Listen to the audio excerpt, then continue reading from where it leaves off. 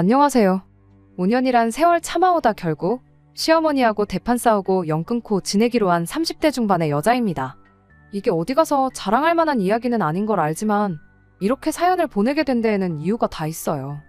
일단 연 끊고 살겠다는 말은 제가 아니라 시어머니가 먼저 꺼낸 말입니다. 시어머니도 주변 분들한테 제 이야기를 많이 하고 다니셨나 봐요. 다들 하나같이 어디서 저 같은 걸 며느리라고 데려왔냐는 이야기를 하셨다네요. 만천하에 물어봐도 이게 다 제가 자초한 일이고 제 손을 들어줄 사람은 세상 어디에도 없다고 하셨죠. 하지만 저는 여전히 제가 잘하면 잘했지 잘못한 행동 하나 한 게 없다고 생각하거든요. 이미 시어머니와는 연을 끊고 지내게 된 지 벌써 2달이 넘어가지만 남편도 중간에서 난처해야 하는 것 같고 신경 쓰여서 이렇게 제 이야기를 적어보내게 되었습니다. 제 사연 천천히 들어보시고 제가 정말 잘못을 한 건지 한번 객관적인 의견을 부탁드립니다. 만약 제가 잘못한 게 맞다면 당장 날 잡고 시어머니 찾아가 사과를 드릴까 생각 중이거든요. 어디서부터 시작해야 시어머니와 제 관계가 흐트러지게 된 걸 설명할 수 있을지 감도 안 잡히네요. 얼마 전 신우가 출산을 하면서 시어머니의 말도 안 되는 억지 부탁이 연을 끊게 되는데 결정적인 역할을 하게 되었지만 사실 전부터 시어머니와 저 둘 사이에 쌓이고 쌓였던 악감정이 있었어요. 생각해보면 결혼하기 전부터 좋았던 적이 없었던 것 같네요. 남편과는 연애 결혼을 했는데 결혼 준비하면서도 일이 하나 있었어요. 남편과 제가 사회생활을 시작한 시기도 비슷하고 둘이 버는 돈도 비슷했다 보니 결혼 전에 모아놓은 돈의 액수까지 비슷했습니다. 누가 더 해가네 덜 해가네 이야기 나올 것도 없이 말이죠. 그래서 결혼은 반반 결혼을 하기로 했습니다. 그렇다고 해서 양가 지원을 안 받으려고 했던 건 아니에요. 애초에 결혼지원금에 대해서는 시댁에서 먼저 이야기를 꺼냈거든요. 저희 결혼하는데 무려 1억을 지원해 주신다고 했어요.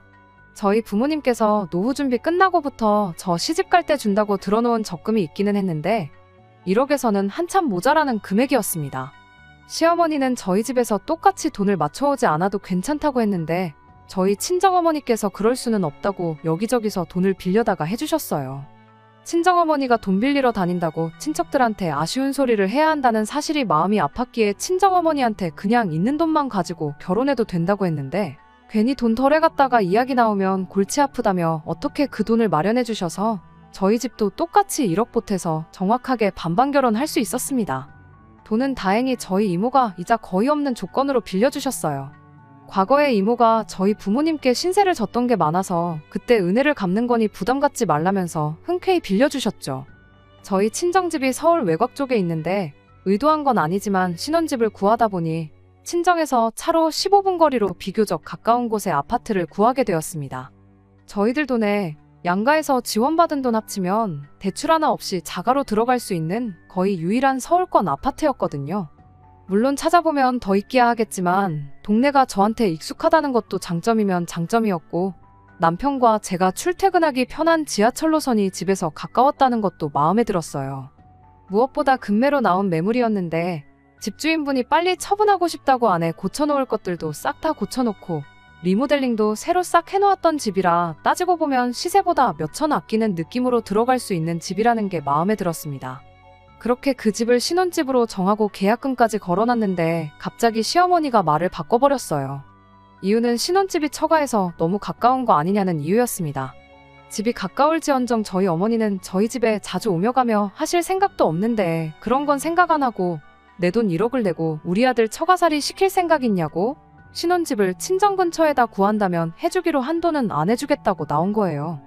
이미 계약금까지 걸어놨는데 저렇게 나오니 아주 미치고 환장할 노릇이었죠. 시어머니는 지원해주기로 했던 돈을 안 주게 되면 계약금 조금 손해보더라도 저희가 시댁 근처로 신혼집을 구할 거라고 생각했나 봅니다. 애초에 저희가 신혼집 구할 때 시댁 근처 동네도 안 알아봤던 게 아니거든요. 그쪽 동네에서 저희 예산으로 집을 구하려면 꼬마 아파트나 빌라 정도밖에 없었는데 돈 때문에 그 집 들어가 살자니 나중에 처분할 거 생각하면 머리가 아프고 그렇다고 단지형 아파트를 구하자니 돈이 너무나도 모자라서 대출을 크게 받아야 하는 상황이었습니다. 그런데 이게 웬걸, 이 상황을 들은 저희 이모가 또 조건 없이 1억을 저희한테 빌려주시겠다고 나온 겁니다. 상황이 이렇게 되니 시어머니 입장에서도 이야기가 달라졌죠. 친정 근처에 살게 되었다는 이유 하나만 가지고 아들이 처가 눈치 보면서 살게 될까 걱정이었는데 이젠 시댁에서 돈 한 푼 안 해준다고 하는 상황에 집 살 때 모자란 돈을 다 친정에서 해주는 그림이 되었으니 이젠 더더욱이 남편이 저희 집 눈치를 안 볼래야 안 볼 수 없는 상황이 돼버린 거잖아요. 물론 저희 친정부모님이 그러실 분들은 아니지만 시어머니 입장에서는 안 주기로 했던 돈을 진짜로 안 줄 수 없던 상황이 돼버린 거죠. 그래서 그건 그냥 해프닝으로 끝났어요. 이모한테 돈을 더 빌릴 필요 없이 시어머니가 해주기로 했던 돈을 다시 저희에게 주면서 상황은 일단락되었습니다. 시어머니가 저한테 출가 외인이니 어쩌니 하면서 결혼했으면 친정에 너무 자주 들락거리는 거 안 좋다는 식으로 몇 번이고 경고하듯 이야기를 했었죠. 솔직히 그 말들이 기분이 나쁘긴 했지만 그렇다고 일부러 친정에 더 자주 찾아가고 그럴 생각은 추호도 없었습니다. 남편이 장인 장모님에게 어려움을 느끼는 것처럼 솔직히 저희 친정 부모님도 사위가 오면 불편한 건 매한가지였거든요. 괜히 너네 오면 밥도 해야 되고 집도 치워야 되고 이것저것 신경 쓸 게 많으니 가깝다고 찾아오지 말라고 당부를 하셨거든요. 시어머니가 출가 외인이란 말 같은 거 굳이 꺼내지 않아도 친정에는 자주 들락날락 할 생각이 추호도 없었는데 아무래도 결혼 전에 시어머니가 했던 말이 있다 보니 저는 하기 싫어도 좀 더 시댁에 신경을 쓸 수밖에 없었습니다. 남편이 처가 눈치 안 보고 편하게 잘 지내고 있다는 걸 굳이 증명까지 해야 할 필요는 없었지만 멀리 살아도 시댁도 잘 챙기는 모습을 보여주려고 2주, 3주에 한 번씩은 찾아가고 그랬어요. 결혼하고 처음 2년 동안은 시어머니가 저한테 특별하게 잘해주지는 않았지만 그렇다고 해서 또 저를 특별하게 힘들게 하고 못살게 굴고 그러지는 않았습니다. 기껏해야 아들이 밥은 잘 먹고 다니냐며 왜 이렇게 살이 빠진 것 같냐 하고 제 앞에서 아들 걱정 몇 번 하면서 눈치 주는 게 전부였었죠. 그런 시어머니가 본격적으로 저에게 무언가 요구를 하기 시작한 건 결혼하고 2년이 지나 남편의 동생인 신우가 결혼할 때가 되어서부터였어요. 1억 그거 괜히 지원받았나 싶을 정도로 돈 앞에서 엄청 치사해지는 시어머니였습니다. 시어머니는 저희한테 더도 말고 덜도 말고 축의로 2천만 원만 하라는 말을 꺼내셨죠. 제안이라기보단 통보에 가까웠습니다. 심지어 그 돈을 남편과 제가 공동으로 관리하는 돈에서 내라는 게 아니라 제 돈으로 모자라면 친정돈까지 끌어와서 해야 한다는 식으로 말을 하셨죠. 저랑 남편이 결혼할 때 결혼자금 대부분을 저희 집 사는데 지출을 했다 보니 예단이랑 이런 건 전부 생략을 해버렸었거든요. 그때 당연히 받아야 할 걸 안 받았으니 신우 결혼식에 2천만 원을 요구하는 건 당연한 처사라는 식으로 이야기를 하더군요. 원래 그때 시어머니랑 신우가 받아야 했을 명품들이며 시어머니가 친척분들한테 돌렸을 것들에 이것저것 다 포함해서 말이죠. 애초에 신우하고는 사이가 그럭저럭 괜찮았다 보니 게다가 남편의 하나뿐인 동생이기도 해서 축의로 300만 원 정도 해줄까 생각을 하고 있었어요. 남편 돈 200에 제 돈 100 해서 말이죠. 못해도 신혼집에 75인치짜리 TV 하나는 해주자. 이런 걸 남편하고 상의하고 있었는데 막상 시어머니가 저렇게 대놓고 예단이 어쨌니 저쨌니 2천만 원을 친정돈 합쳐서 주니마니 이러고 계시니 TV는커녕 단돈 20만 원도 해주기 싫어지더라고요.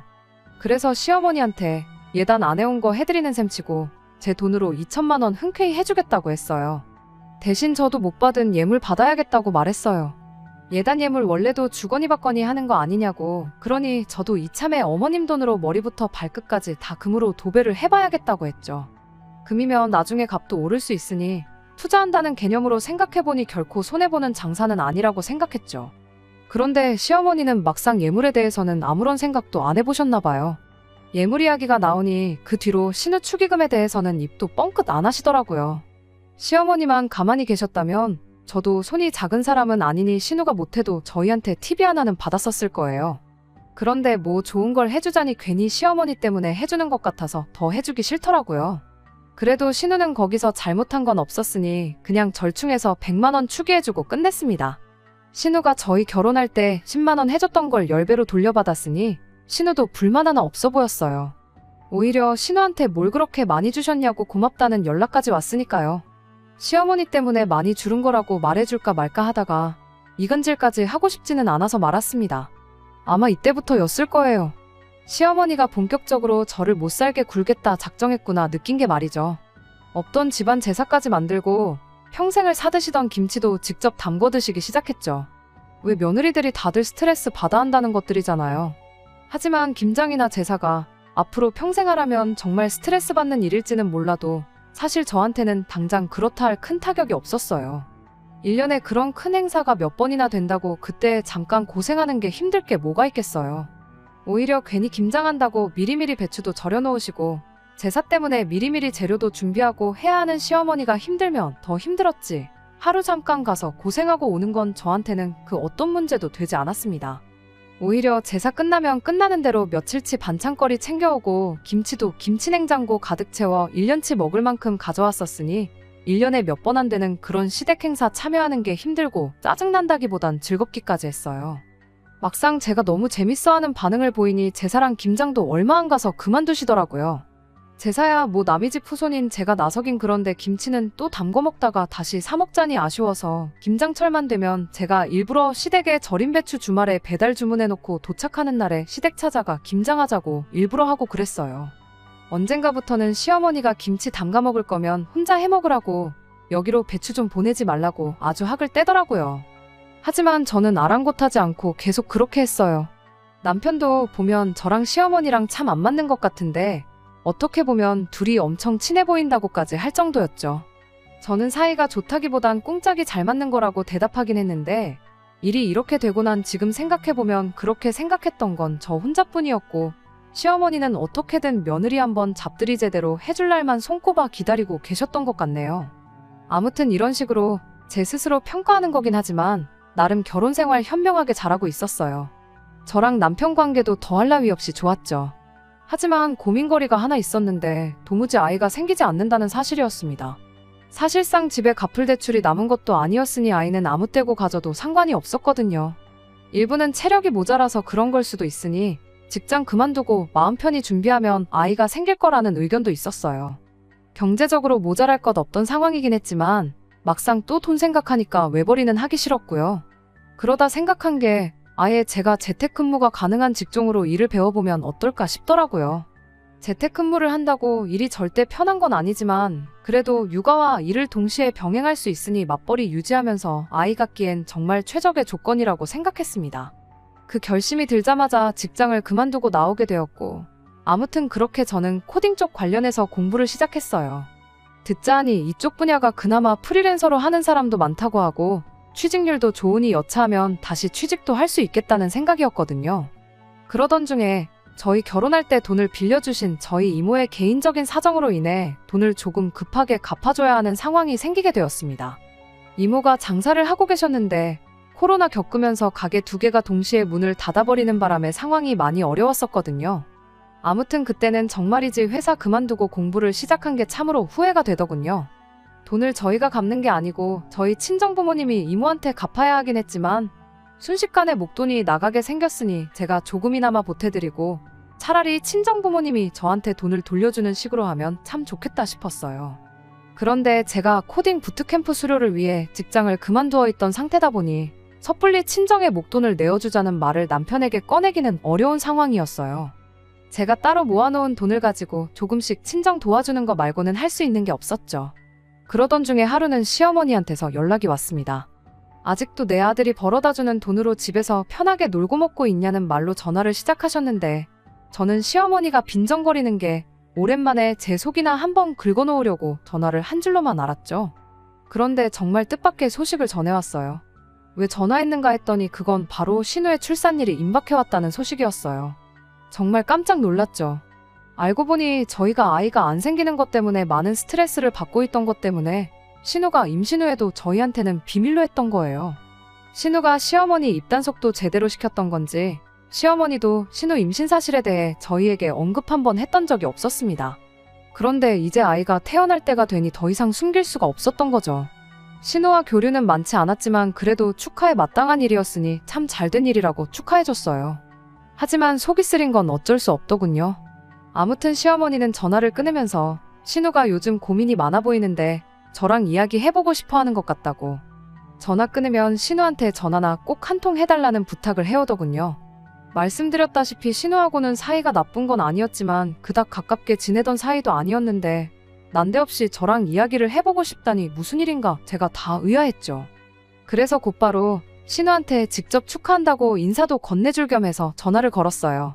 미안해할 게 하나도 없는데 신우는 미안해서 어쩌냐며 저한테 사과를 하더군요. 저랑 남편 2사람 다 병원에서 검사까지 받았는데 둘 다 문제가 없다고 했으니 시간 문제라고 미안해하지 말라고 한마디 해줬어요. 이런저런 안부 인사를 주거니 받거니 하면서 한참 수다를 떨었는데 시어머니가 말한 것과는 다르게 신우가 딱히 고민이 있어서 저랑 이야기를 하고 싶어하는 사람처럼 보이진 않더라고요. 설마 또 저한테 말을 시작하기가 어려워서 일부러 저러는 건가 싶어서 그냥 단도직입적으로 신우한테 물어봤어요. 시어머니가 말해줬다고 저한테 고민 상담하고 싶어 한다고 그랬다지 않았느냐고 물었죠. 신우는 제가 무슨 말을 하는 건지 짐작을 못하는 듯 하다가 아 그거 하면서 고민이긴 한데 새언니랑은 딱히 상관없는 이야기라고 입을 열었어요. 저보고 신경 쓰실 필요 없다고 대뜸 이야기하는데 왜 그런 거 있잖아요. 누군가 말을 하려다 말면 무슨 말을 하려고 했는지 엄청 궁금한 거요. 그래서 신우한테 무슨 일인데 어머님이 나한테 말씀을 그렇게 하셨던 거냐 물어봤죠. 신우가 설명하기를 사실 신우네가 형편이 썩 좋은 편이 아니다 보니 맞벌이를 무조건 해야 하는 상황이라고 하더라고요. 신우네 시댁에서 아이를 봐주기로 하기는 했는데 그쪽 사정상 아이 태어나자마자 1년 정도는 불가능한 상황이라고 하더라고요. 그래서 친정, 그러니까 저희 시어머니한테도 부탁을 해봤는데 시어머니도 시큰둥한 반응이었다고 합니다. 그러다 시어머니가 제 이야기를 신우한테 해줬다고 하더라고요. 제가 요즘 회사 그만두고 집에서 놀고 먹는다는 식으로 말이죠. 그래서 애 봐주는 걸 저한테 부탁해보라고 했다더라고요. 신우는 제가 재택근무를 위해 새 공부를 시작했다는 사실은 모르고 있었어요. 시어머니 말 맞다나 제가 본격적으로 회사 그만두고 집에서 놀고 먹기 시작한 줄 알았답니다. 오해를 한 건 아니고 그냥 제가 직장을 그만둔 게 본격적으로 자녀 계획을 준비하려고 그러는 건가 싶었대요. 신우 입장에서는 저한테 부탁하고 싶은 마음이 굴뚝 같긴 했지만 아이가 안 생겨서 고민이 많다던 저희 집에 아이를 부탁하기에도 또 너무 미안해서 말을 꺼낼 생각이 없었답니다. 그래서 집으로 출퇴근하는 베이비시터를 고용하니만이 알아보고 있던 와중이라고 하더라고요. 그런데 이야기를 듣다 보니까 그냥 까짓거 내가 해주지지 뭐 그런 생각이 들었습니다. 당장 내일 아이가 생긴다고 해도 애가 생기자마자 태어나는 것도 아니고 최대 10달은 더 걸리는 일이잖아요. 무엇보다 사실 제가 아이를 봐주겠다는 생각을 갖게 만든 건 친정부모님이 이모에게 갚아야 할 돈 때문이었습니다. 제가 직장을 계속 다니고 있었더라면 신우도 저한테 부탁조차 안 했을 테지만 지금은 이야기가 다르잖아요. 당장 돈 주고 사람 구해서 쓸 생각이면 내가 가족 할인 해줘서 돈 조금 덜 받고 봐주자 하는 생각이 들었어요. 그러면 저도 월 고정 수입이 생기는 거니 그 돈으로 조금이나마 친정어머니랑 이모를 도와줄 수 있으니까요. 제가 급전이 필요한 상황에 신우도 아이 봐줄 사람이 필요했으니 이거야말로 신우 좋고 옳게 좋은 일 아니겠냐 싶대요. 아니나 다를까 신우도 너무 잘 됐다며 좋아하더라고요. 신우 입장에서도 모르는 사람보다는 그래도 가족이 아이를 돌봐주는 걸 선호할 테니까 말이죠. 비용도 상대적으로 저렴하게 할 수 있었으니까요. 신우 월급이 300 정도로 알고 있었는데 평일 동안 제가 신우네 집으로 출퇴근해서 상주하면서 아이를 돌봐주고 심해부나 신우 두 사람 중에 한 명 퇴근할 때까지 봐주는 조건으로 아이를 돌봐주기로 했습니다. 돈은 한 달에 딱 100만 원씩만 받기로 했어요. 점심 식사 비용이랑 교통비는 신우가 달마다 따로 정산해주기로 했고요.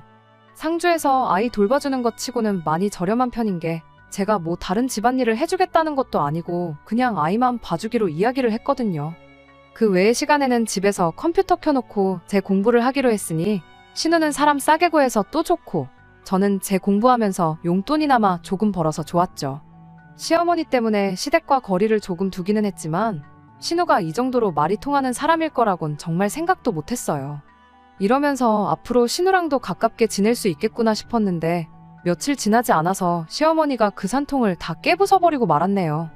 아무튼 신우랑 그렇게 하기로 정하고 며칠 지나서였는데